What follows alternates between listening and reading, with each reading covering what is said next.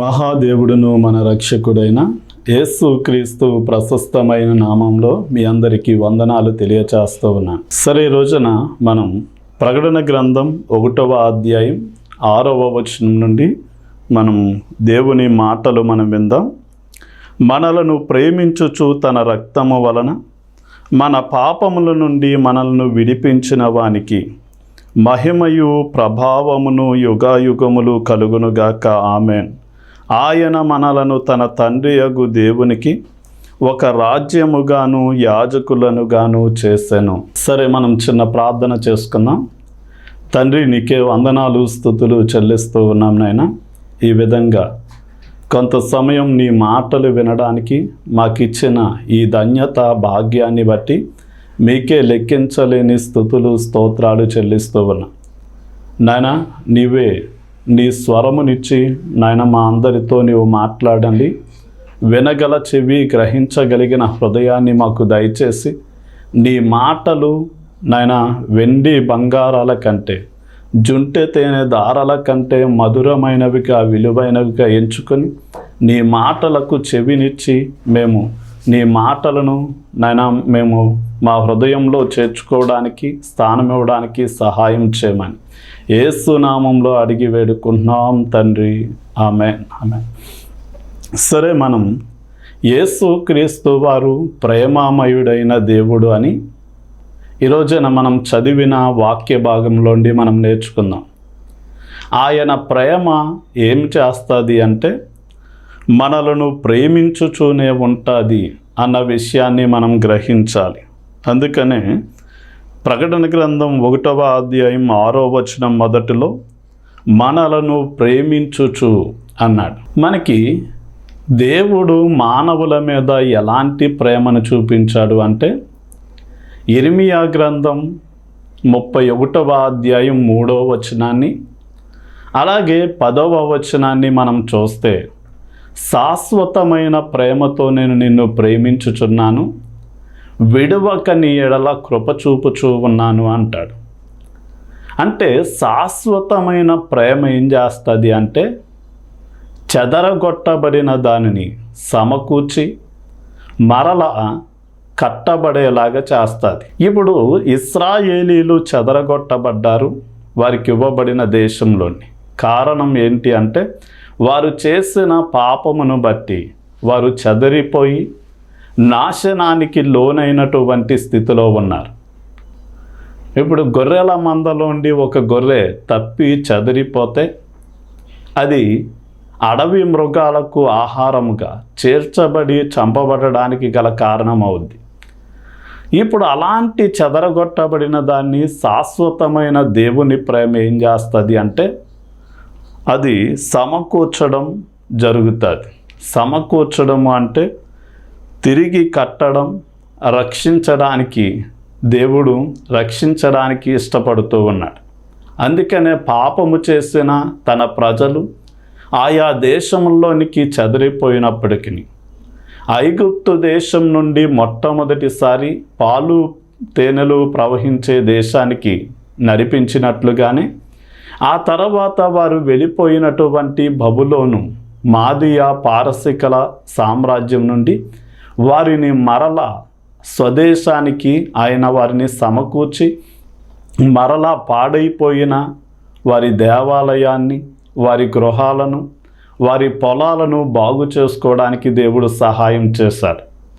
అలాగే పాపము చేసిన ఆదాము అవ్వలు కూడా ఏదైనా తోటలోండి బయటకు నెట్టివేయబడినప్పుడు అలాగ చెదరి నాశనానికి లోనైనటువంటి వారిని మరలా సమకూర్చి తన దగ్గరకు చేర్చుకోవడానికి యేసు క్రీస్తు వారి ప్రేమ ఏం చేసింది అంటే ఆయన దైవత్వ స్థానాన్ని విడిచి వచ్చేలా చేసింది. మనకి ఫిలిప్పీ పత్రిక 2వ అధ్యాయం మనం 5-6 వచనాల్లో చూస్తే క్రీస్తు యేసుకు కలిగిన ఈ మనస్సు మీరు కలిగి ఉండండి, ఆయన దేవునితో సమానముగా ఉండుట విడిచిపెట్టకూడని భాగ్యమని ఎంచుకొనలేదు అని రాయబడి. అంటే యేసు క్రీస్తు వారు ఈ సర్వ సృష్టికి కర్త అయి ఉన్నాడు. అలాంటి దేవుడు ఈ సృష్టిలో ఒక భాగముగా ఆయన మారాడు. ఆయన సర్వాధికారము సర్వశక్తి కలిగిన అసామాన్యమైనటువంటి దేవుడు. కానీ సామాన్యమైనటువంటి ఒక మనుషుడిగా ఆయన దిగి వచ్చాడు. ఆయన ఒకేసారి పరలోకమందు భూమి మీద పాతాళ లోకంలో ఉండగలిగిన సర్వవ్యాపి అయిన దేవుడు. కానీ మన కోసం ఒక పరిమితమైనటువంటి మనిషిగా ఆయన దిగి వచ్చాడు. యేసుక్రీస్తు వారు సర్వము లేక ఆయన అన్ని యుగాలలో అక్షయుడు. అంటే జననము కానీ మరణము కానీ ప్రారంభము కానీ ముగింపు కానీ ఆది కానీ అంతము కానీ లేని అక్షయుడైనటువంటి దేవుడు. అంటే కాలంతో సంబంధము లేనివాడు. కానీ అలాంటి దేవుడు మన కోసం ఆయన కాలవశనిగా, అంటే ఒక జన్మము మరణము కలిగిన వ్యక్తిగా ఆయన ఈ లోకానికి దిగి వచ్చాడు. అంటే ఆయనకున్న సృష్టించే శక్తి, సర్వాధికారము, సర్వజ్ఞానము, సర్వశక్తి కలిగినటువంటి తత్వం, సర్వము వ్యాపించి ఉన్నవాడు, జననము మరణము లేనటువంటి దేవుడు కేవలం ఒక మనలాంటి ఒక వ్యక్తిగా ఆయన ఈ లోకానికి రావడం. రెండవదిగా, లోకానికి రావడమే కాదు, ఆయన ప్రేమ ఏం చేస్తుంది అంటే మన కోసం ప్రాణము పెట్టింది.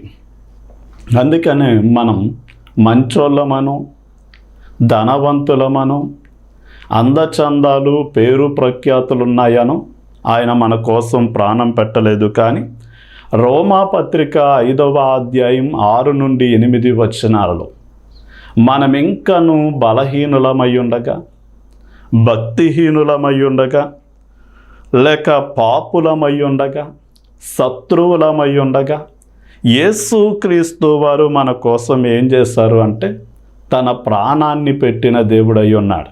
ఇస్సాకు బలిగా అవ్వవలసిన సమయంలో దేవుడు ఒక గొర్రెను, పొట్టేలును చూపించి, ఇదిగో ఇస్సాకు మీద నీవు కత్తి వేయక, ఇదిగో ఇస్సాకు స్థానంలో దీనిని బలిగా అర్పించమని దేవుడు ఒక గొర్రెను చూపించాడు. అలాగే ఐగుప్తు దేశంలో సంహారకు నుండి తప్పించడానికి దేవుడు పస్కా గొర్రె పిల్లగా వారు పస్కా పండుగను ఆచరించమన్నాడు. అందులో ప్రతి కుటుంబము నిమిత్తం ఒక గొర్రె బలిగా మార్చబడింది. అలాగే పాత నిబంధనలో పాపము చేసిన వ్యక్తి తన పాపాన్ని దేవుడు క్షమించాలి అని ఒక గొర్రెను ఆ ప్రత్యక్ష గుడారం దగ్గరికి, లేక సొలొమోను కట్టిన ఆలయం దగ్గరికి తీసుకుని వెళ్ళి దాని తల మీద 2 చేతులు ఉంచి తాను చేసిన ప్రతి పాపాన్ని దాని తల మీద ఒప్పుకొని మోపి ఒక కత్తి తీసి దాన్ని శిరచ్ఛేదనం చేసేవాడు. అంటే ఆ శిరచ్ఛేదనము చేయబడినటువంటి గొర్రె వెలవెలా తన్నుకుంటూ ఉంటే, ఇదిగో నేను చేసిన పాపాన్ని బట్టి నేను ఈ విధంగా మరణశిక్ష అనుభవించాలి, కానీ త్వరలోనే దేవుడు తన కుమారుని పంపిస్తే ఆయన మా స్థానంలో మరణించి మా పాపములను పరిహరిస్తాడు అని వారు గ్రహించి ఆ యజ్ఞాన్ని జ్ఞాపకం చేసుకోవడానికి వారు ఆ విధంగా చేసేవారు. కానీ ఈ రోజున నా యొక్క నీ యొక్క పాపమును పరిహరించడానికి ప్రభు అయిన యేసుక్రీస్తు వారే లోక పాపాన్ని మోసుకుని పోయే దేవుని గొర్రెపిల్లగా ఈ లోకానికి వచ్చి నీ యొక్క నా యొక్క స్థానంలో ఆయన మరణించి సమాధి చేయబడి 3వ దినాన తిరిగి లేచాడు. ఆయన ప్రేమను గురించి యోహాను సువార్త 13వ అధ్యాయం 1వ వచనంలో ఆయన తండ్రి దగ్గరకు వెళ్ళవలసిన గడియ వచ్చింది అని ఆయన పస్కా పండుగకు ముందే ఎరిగిన వాడై ఆయన లోకంలో ఉన్న తన వారిని ప్రేమించాడు అని, అంతము వరకు ప్రేమించాడు అని రాయబడి. అంటే యేసయ్య ప్రేమ ఎంత గొప్పది అంటే ఆయన గెస్తేమనే తోటలో ఉండగా సైనికులు వచ్చి ఆయన్ని చుట్టుముట్టారు. అలాంటి సమయంలో యేసయ్య తన శిష్యులు ఎవ్వరూ కూడా శిక్షకు మరణానికి గురి కాకుండా ముందుకు వచ్చి అంటాడు, మీకు ఎవరు కావాలి?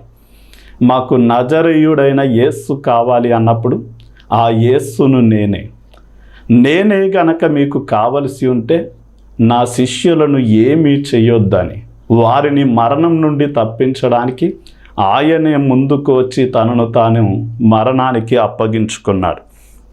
అంటే యేసయ్య ప్రేమ అది శాశ్వతంగా కంటిన్యూగా ఉండేది. అందుకనే మనం చదివిన ప్రకటన గ్రంథం 1వ అధ్యాయం 6వ వచనంలో ఆయన మనలను ప్రేమించుచు అన్నాడు. అంటే అంతము వరకు, అంటే చివరికి మనం చేసిన పాపాన్ని బట్టి మనము మరణించవలసి ఉండగా ఆయన మనల్ని ప్రేమించి తన దైవత్వాన్ని విడిచి రావడమే కాదు, ఇంకా ఆయన మన కోసం ప్రాణము పెట్టేంతగా మనల్ని ప్రేమించాడు. రెండవదిగా మనం ప్రకటన గ్రంథం 1వ అధ్యాయం 6వ వచనంలో చూస్తే మనలను ప్రేమించుచు తన రక్తము వలన మన పాపముల నుండి మనలను విడిపించిన వానికి అంటాడు. అంటే ఆయన ప్రేమ మనల్ని ఏం చేస్తుంది అంటే విడిపిస్తుంది అన్న విషయం, విమోచిస్తుంది, లేక మన పాపములను కడుగుతుంది, క్షమిస్తుంది అన్న విషయాన్ని మనం జ్ఞాపకం చేసుకోవాలి. ఈ రోజున మనం పాపము అనగా ఏంటి అంటే ఆజ్ఞ అతిక్రమమే పాపము అని దేవుని వాక్యము సెలవిస్తుంది. అంటే దేవుని యొక్క ఆజ్ఞలకు మనం విలువనివ్వక మనకి తోచినట్లుగానో నచ్చినట్లుగానే బ్రతికేయడం అది పాపమై ఉన్నది. ఇప్పుడు పాపము చేయు ప్రతివాడు పాపానికి బానిసని యోహాను సువార్త 8వ అధ్యాయం 34వ వచనం సెలవిస్తుంది. అంటే ఈ రోజున మద్యానికి అలాగే వ్యభిచారానికి కొంచెం మంది కొన్ని వ్యసనాలకు ఏమవుతున్నారు అంటే అలవాటు పడుతున్నారు. అంటే బానిసలు అవ్వడం అంటే అర్థం ఏంటి అంటే మన స్వాధీనంలో మనము ఉండక మనకి అలవాటైనటువంటి వ్యసనాల స్వాధీనంలో మనం ఉండడమే ఏమై ఉన్నది అంటే పాపానికి బానిసలు అవ్వడం అయి ఉన్నది. అందుకనే కొంచెం మంది స్త్రీలు కొంచెం మంది పురుషులను చూసి అంటారు, వీడు మద్యానికి బానిస అయిపోయాడు, వీడు వ్యభిచారానికి బానిస అయిపోయాడు, లేక వీడు పలానా వ్యసనానికి, జోదానికి, బెట్టింగులకి బానిస అయిపోయాడు అని కొంచెం మంది మాట్లాడతారు. అంటే ఆజ్ఞను అతిక్రమించడమే పాపం. ఆ ఆజ్ఞను అతిక్రమించి ఆ అలవాట్ల చేత నడిపించబడుతూ ఉండడమే బానిసత్వం. అలా ఎవరైతే పాపము చేసి పాపంలోనే కొనసాగుతూ ఉన్నారో అలాంటి వారికి మరణము సంభవిస్తుంది అని రోమాపత్రిక 6వ అధ్యాయం 16వ వచనం మనకి సెలవిస్తుంది. అంటే మరణము అంటే శారీరక మరణము కాదు. అంటే శారీరక మరణం అనేది భూమి మీద పుట్టిన ప్రతి వృక్షానికి, ప్రతి జీవికి, సముద్రంలో సంచరించే జలచరాలకు, ఇంకా చెప్పాలి అంటే సృష్టింపబడిన ప్రతి దానికి మరణం అన్నది ఉంది. కానీ పాపము చేసిన వాడు పాపానికి బానిస అవుతాడు. ఆ పాపము వారికి మరణాన్ని తీసుకొస్తుంది. అంటే ఈ మరణం ఏంటి అంటే ఆత్మీయ మరణం అని మనం గ్రహించాలి. అంటే పాపము చేసి దేవుని దగ్గర నుండి దూరమైనటువంటి మనం ఆ పాపములోనే కొనసాగుతూ ఉండగా ఏమవుద్ది అంటే అగ్ని ఆరని, ఆత్మ చావని నిత్య నరకంలోనికి మన ఆత్మ వెళ్ళిపోవడమే అది మరణం. ఇప్పుడు ఆ పాపము బానిసలుగా చేసుకుని ఆ ఆరని అగ్నికుండంలోనికి మనల్ని తీసుకువెళ్తూ ఉండగా ఎవరైతే వారి పరిస్థితి గమనించి మనల్ని ప్రేమించి మన కోసం మరణించిన యేసుక్రీస్తు వారి శిలువ మరణం, నా కోసమే ఆయన మరణించాడు అని గ్రహించి ఎవరైతే వారి పాపాలను ఒప్పుకొని వదిలిపెడతారో, 1 కొరింథీ పత్రిక 6వ అధ్యాయం 11వ వచనం సెలవిచ్చినట్లుగా యేసుక్రీస్తు వారు వారి పాపాలను కడుగుతాడు, వారిని పరిశుద్ధపరుస్తాడు, వారిని నీతిమంతులుగా మారుస్తాడు అన్న విషయం మనం గ్రహించాలి. అంటే మానవుని యొక్క ఆత్మ తెల్లని పేపరు లాంటిదిగా మనం ఒక ఉదాహరణగా తీసుకుంటే, మనము చేసిన ప్రతి పాపము ఆ తెల్లని ఆత్మ మీద నల్లని ముద్రలుగా వేయబడుతూ ఉంది. అయితే ఆ పాపమే గనక కడగబడకపోతే వస్త్రం మీద పడినటువంటి మురుకు లేక కొన్ని మచ్చలు ఆ వస్త్రము చీగిపోయి పాడైపోయినట్లుగా చేసినట్లుగానే మానవ ఆత్మ మీద వేయబడిన పాపమనే మరకలు మచ్చలు కడగబడకపోతే అది మానవ ఆత్మ చీకి నాశనమైపోయేలా చేస్తాయి. అందుకనే మనము మన వస్త్రాలను లాండ్రీకి వేసినప్పుడు వాళ్ళు ఆ బట్టలకు పట్టిన ప్రతి మురుకును మచ్చలను ఏం చేస్తారంటే వారు కడిగి శుద్ధి చేసి, అంటే మరలా కొత్త బట్టలుగా చేసినట్లుగానే యేసుక్రీస్తు వారి రక్తం మన ప్రతి పాపము నుండి మనల్ని ఏం చేస్తుంది అంటే కడిగి పరిశుద్ధపరిచి మనల్ని నీతిమంతులుగా మారుస్తుంది. అందుకనే ఏ పాపములో ఉన్నప్పటికీ యేసుక్రీస్తు వారు క్షమించలేని పాపం అంటూ ఏదీ కూడా లేదు. అందుకనే ఆయన ప్రేమమయుడైన దేవుడు గనక మనల్ని ప్రేమించుచూ ఉన్నాడు. ఆయన దైవత్వ స్థానాన్ని వదిలి మనల్ని ప్రేమించి మన స్థానంలో మరణించాడు. రెండవదిగా మన పాపాలను ఒప్పుకొని వదిలిపెడితే ఆయన మన ప్రతి పాపములను కూడా కడిగి పరిశుద్ధపరుస్తాడు. ఇక మూడవదిగా మనల్ని రాజులుగాను యాజకులుగాను చేస్తాడు. మనం ప్రకటన గ్రంథం 1వ అధ్యాయం 6వ వచనంలో చూస్తే, మనలను ప్రేమించుచు తన రక్తము వలన మన పాపముల నుండి మనల్ని విడిపించిన వానికి మహిమయు ప్రభావమును యుగాయుగములు కలుగునుగాక ఆమెన్. ఆయన మనలను తన తండ్రియగు దేవునికి ఒక రాజ్యముగాను యాజకులుగాను చేసెను. ఆయన మనలను తన తండ్రికి ఒక రాజ్యముగాను యాజకులుగాను చేసెను అని రాయబడింది. అంటే రాజ్యముగా లేక రాజులుగా చేయడం అంటే అర్థం ఏంటి అంటే, మనము దేవుని కుటుంబ సభ్యులుగా లేక రాజులుగా పరిపాలించేవారిగా ఉండడం అని అర్థం. నీకు ఇది అర్థం అవ్వాలి అంటే ప్రకటన గ్రంథంలో మనం 7 సంఘాలను గురించి, జయించిన వానికి ఇచ్చే ఆశీర్వాదాలను గురించి చదివినప్పుడు, లేక ఒక రోజున ఒక ధనవంతుడు ధనాన్ని అధికంగా ప్రేమించి యేసయ్యను వదిలి వెళ్ళిపోవడం చూసిన పేతురు గారు, అయ్యా వీడైతే ధనాన్ని ప్రేమించి నిన్ను వద్దనుకుని వెళ్ళిపోయాడు, మేమైతే నిన్ను అధికంగా ప్రేమిస్తూ ఉన్నాం కనుక మాకున్న సమస్తాన్ని వదిలిపెట్టాం, మాకేంటి ప్రయోజనం అని అడిగారు. అడిగినప్పుడు యేసయ్య అంటాడు, ప్రపంచ పునర్జన్మ సమయమందు ఇదిగో సమస్తాన్ని విడిచిన మీకు 100 తిరిగి మీకు అనుగ్రహించబడద్ది. అంత మాత్రమే కాదు, మీ 12 సింహాసనాల మీద కూర్చొని ఇశ్రాయేలు ప్రజలకు తీర్పు తీరుస్తారు అని ఆయన సెలవిచ్చారు.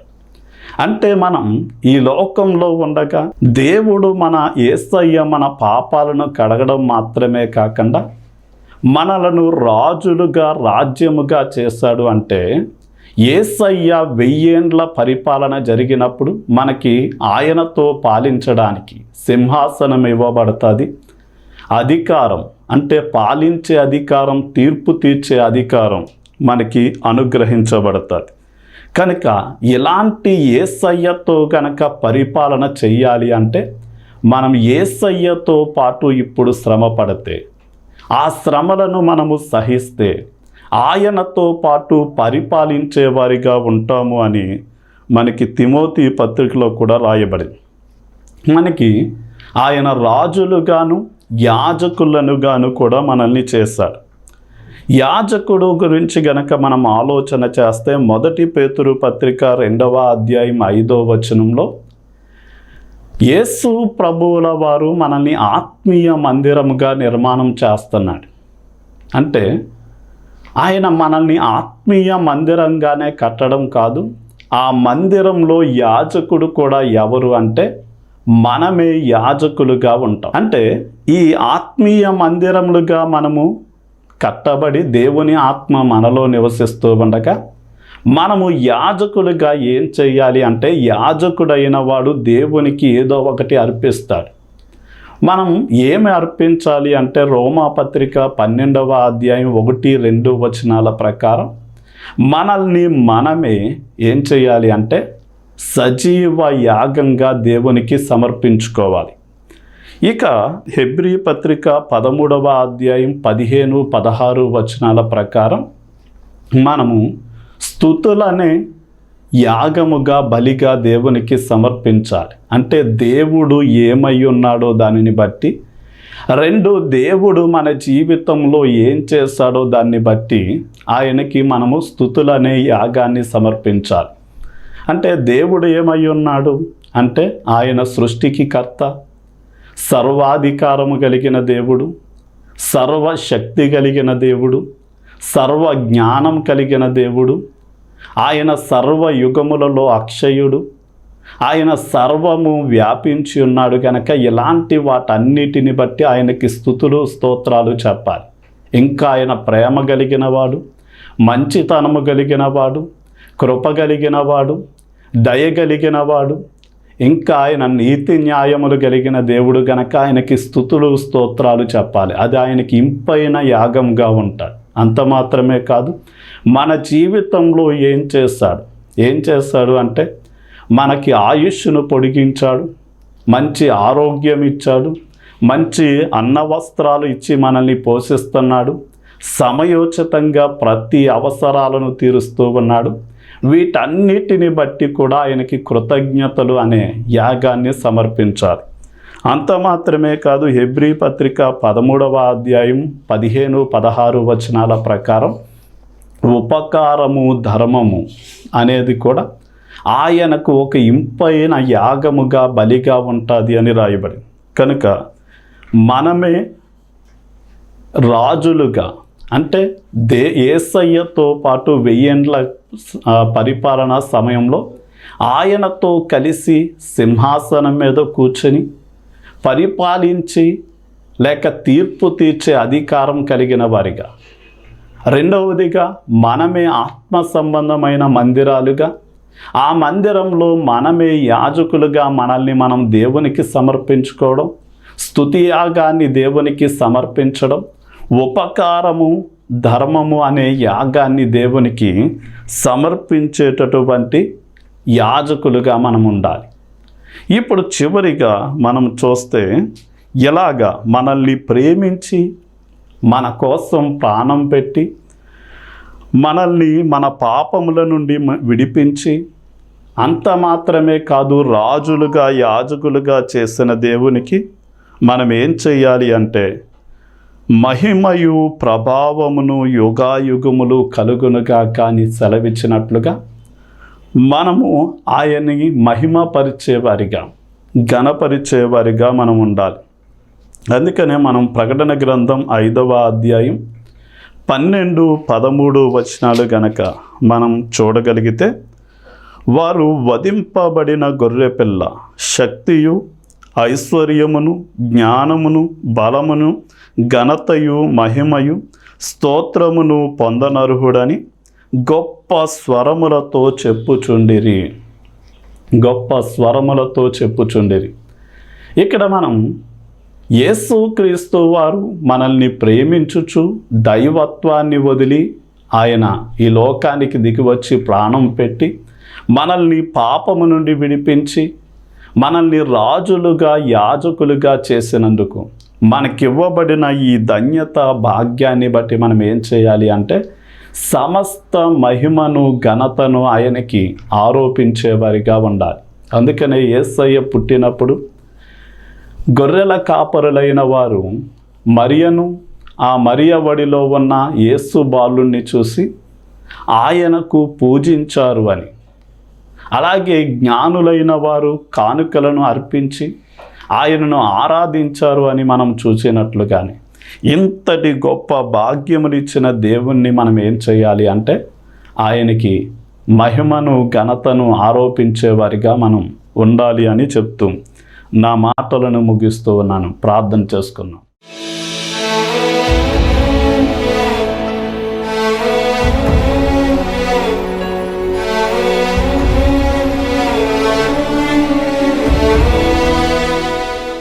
తండ్రి, నీకే వందనాలు స్తుతులు చెల్లిస్తూ ఉన్నాం ప్రభా. అవును, మీరు ప్రేమామయుడైనటువంటి దేవుడు. మాకు ఎలాంటి యోగ్యత అర్హత లేనప్పటికీ బలహీనులుగా ఉన్న మమ్మల్ని, భక్తిహీనులుగా ఉన్న మమ్మల్ని, పాపులుగా శత్రువులుగా ఉన్నటువంటి మమ్మల్ని ప్రేమించి ఈ లోకానికి నాయనా సృష్టించే శక్తిని, పరిపాలించే శక్తిని, అధికారమును, సర్వము వ్యాపించి ఉన్న మీ యొక్క శక్తులన్నిటిని ప్రక్కకు పెట్టి నాయన మాలాంటి ఒక సామాన్యమైనటువంటి వ్యక్తిగా మీరు దిగి వచ్చి నాయన మా పాపములను మీరు కడిగి పరిశుద్ధపరచడమే కాదు, మమ్మల్ని రాజులుగా, అంటే నీ కుటుంబ సభ్యులుగా, నీతో కలిసి ఆ 1000 ఏండ్ల పరిపాలనలో పాలించేవారిగాను, అదే సమయమందు నాయన యాజకులుగా మేము అంతటా మేమే నిన్ను ఆరాధించేవారిగా మమ్మల్ని మీరు మార్చినందుకే కృతజ్ఞతాస్తుతులు చెల్లిస్తూ ఉన్నా. నాయన ఇలాంటి భాగ్యమునిచ్చిన నిన్ను నాయన వధింపబడిన గొర్రె పిల్లకు మహిమ ఘనత ప్రభావములు కలుగునుగా. కానీ ఆ కోటాను కోట్ల దూతలు, అదే సమయమందు 4 జీవులు, 24 పెద్దలు నిన్ను ఆరాధించినట్లుగా మేము మా జీవిత కాలం అంతా నీకు కృతజ్ఞులమై జీవించడానికి మా అందరికీ మీ సహాయ సహకారాలు మెండుగా దయచేయమని యేసు నామంలో అడిగి వేడుకుంటున్నాం తండ్రి. ఆమేన్. ఆమేన్.